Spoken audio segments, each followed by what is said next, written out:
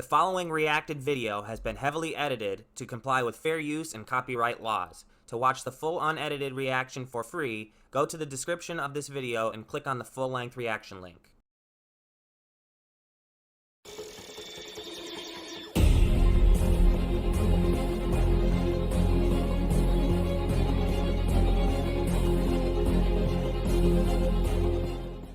What's going on, everyone? Welcome back to Chronic Gamer. My name is Matt, and this is my reaction to InuYasha The Final Act, episodes 9 and 10. Last time, we had some amazing episodes, just like the time before. Naraku almost killed himself again, trying to suck in all of Naraku's miasma and all of that junk, even though he stopped himself because he was just trying to save Koga. And then we had the death of Kikyo, even though she wasn't officially really alive. She died at the beginning of the series. We had the death of the Kikyo that we've had walking around amongst the living for the longest time. And it was pretty emotional. InuYasha and Kikyo had their moment, their final moments together. They shared another kiss, and that was pretty much that. And it was pretty sad, but it was a really well done death. So really looking forward to getting into this one, so I say we just jump right into it.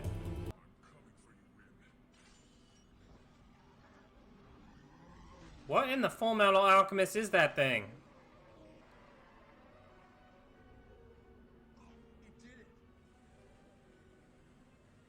It's like made of liquid or something. Or, I don't know, that was weird. That can't be. It was that easy?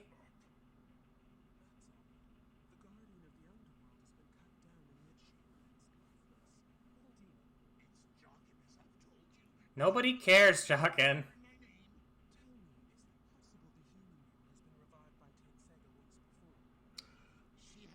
It can only work once?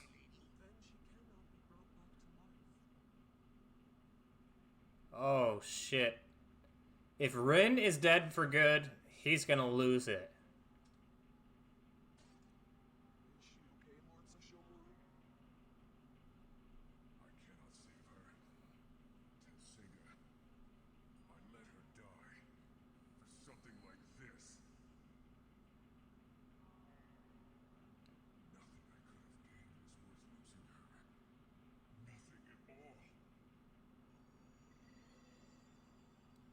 What?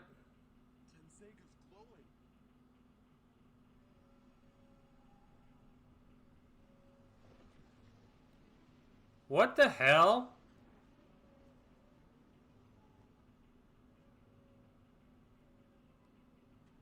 It's like they're all after it. They all want to come back to life or something.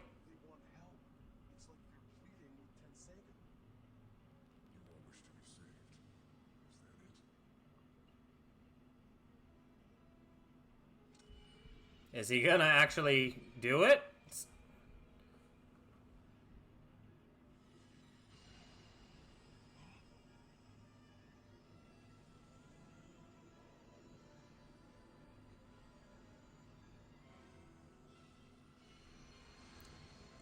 Holy crap. I don't know why Sesshomaru's mother showed up there at all. I mean, I'm not really sure of what her intentions are with Sesshomaru.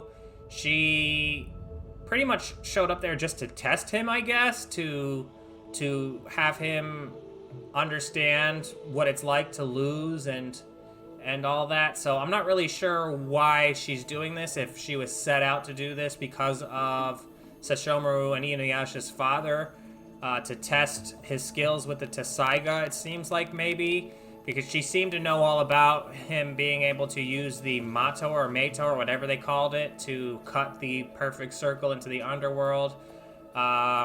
She seems like she was somewhat compassionate towards Sesshomaru and his feelings, because in the end she did bring Rin back to life, even though she said it was pretty much impossible for him to do so, at least for Sesshomaru to do so, because he had already brought her back to life once with the Tessaiga. I'm sorry, the Tenseiga. So, yeah, interesting episode. I'm not really sure what her deal is, why she showed up now of all times, why she decided to put him through this test. But any Sesshomaru focused episode is a good episode if you ask me. We got to see him use his whip again. We got to see how much he cares, even though his emotions are pretty much undisplayed by him. And Jockin has to be the one to let us know as the watcher what he's actually going through. But interesting episode coming off of where we just were with Kikyo and all that. So yeah, I say we move on to the next one.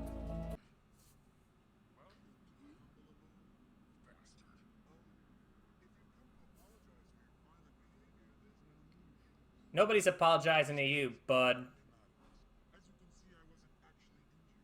And as for the blood, well, that was merely a personal invitation to my home. So you think you fooled us? I have little doubt your soul will taste exquisite. I prefer to devour it here where I can truly savor it. The flowers all turn red. Poppies! And I can tell that your soul is in a very fragile state. I can feel your pain through the vines and the pollen. I knew it. It's through the flowers that he could read their minds. You must be sad. Sad enough to follow her into death and beyond, perhaps. Shut your mouth! I don't know about that. He's definitely upset, but he didn't seem like he wanted to die either. InuYasha! He's gone too.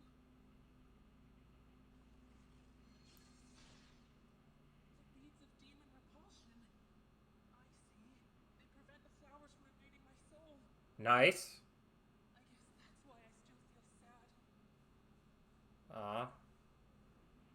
The hell happened to InuYasha just now? He didn't turn to soil, did he? Don't trust it. You've just gone to that happiness world that he was talking about. It's not real.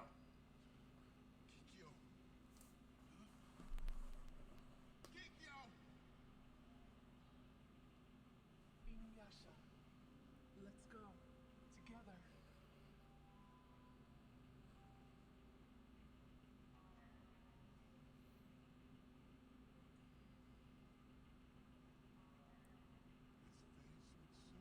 Ah, that is so freaky looking. Used his Mangekyo too much.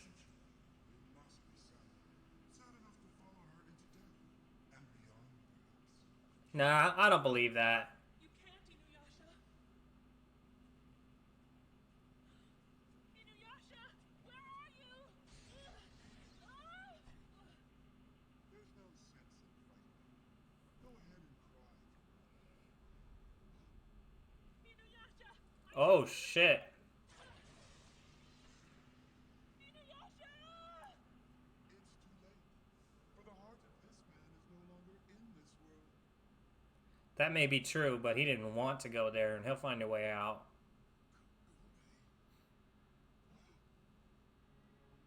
Ah. You were finding your peace. Why did you give that up? Because of Kagome. She's still there. Hell yeah. I merely showed you the dreams you wished to see.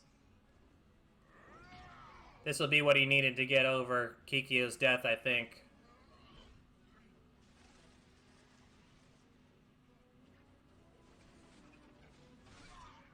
Oh, what the hell? We have to break through this barrier before it's too late. Please let this work.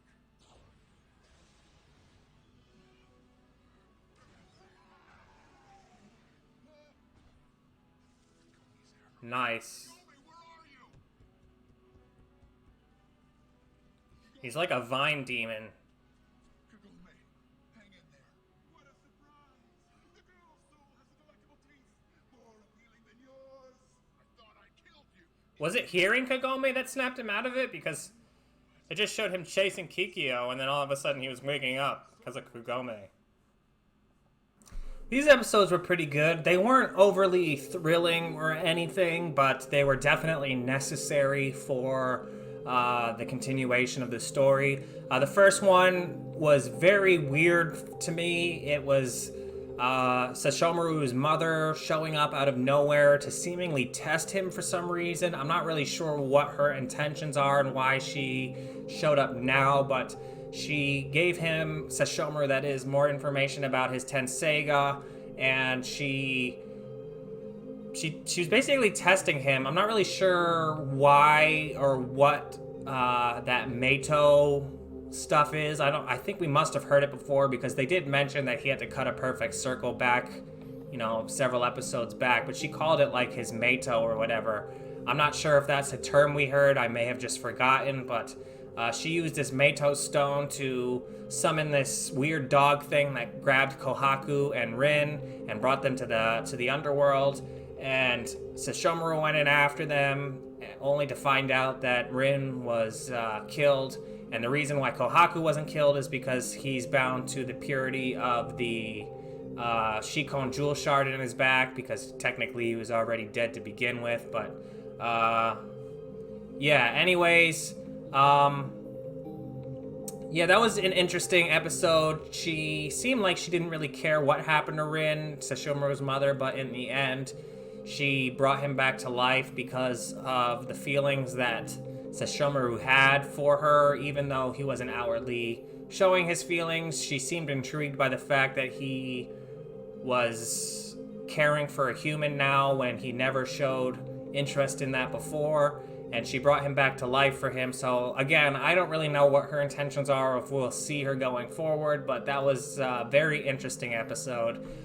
This last episode with the Flower Demon was definitely a necessary episode for InuYasha, because it helped him overcome his grief that he was clearly still going through with Kikyo's death. I'm not sure how much time has passed since Kikyo passed away, but yeah, he was definitely going through it. He tried to do it alone, which is understandable. A lot of people like to grieve in their own way, and a lot of people go through that alone, and they think that only they can really only understand their own pain, and it's hard to see other people's pain, even though it may be a shared pain. It's hard to see other people's pain when you feel the pain so badly yourself.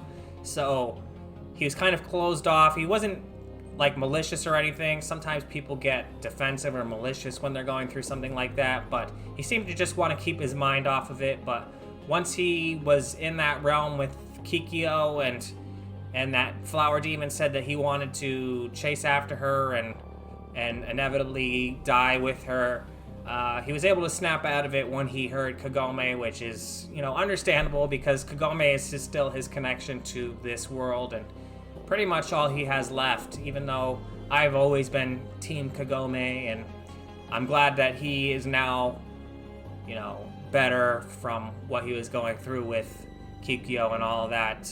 It's understandable because Kikyo is such a big part of his life, but now that he seems to have snapped out of it, he's got, his strong will back, and he seems like he's closer to his old self. This bit with Kanna at the end is very interesting. She made that huge InuYasha reflection, I suppose it is. It doesn't really look like InuYasha, but it wields the Tenseiga, which apparently I think only InuYasha can wield. So that's very interesting. It seemed to have taken the Tenseiga's powers from InuYasha's version of the Tenseiga, and it was using it against him. And now it's traveling with Kanna and seems to have some sort of connection with her because it gave her that flower at the end. So again, I'm not really sure what all of that is about, but it's definitely something we're going to have to be worried about, since it seems like InuYasha can't use his Tenseiga right now, at least while that thing is a problem or around. So I'm not really sure what we do from here, but I'm very, very interested to find out where we go from there. So it's also cool to see Kanna as an actual, player and all this. She hasn't really done much except for stick by Naraku's side and his incarnation. So seeing her actually do something like create this demon in order to fight the group is very cool, and I'm looking forward to seeing where we go with that. So let me know what you thought in the comment section. If you like these episodes, if you like my reaction to these episodes, let me know in the comments. And if you haven't already, like and subscribe. And until next time, I'm Chronic Gamer. Peace.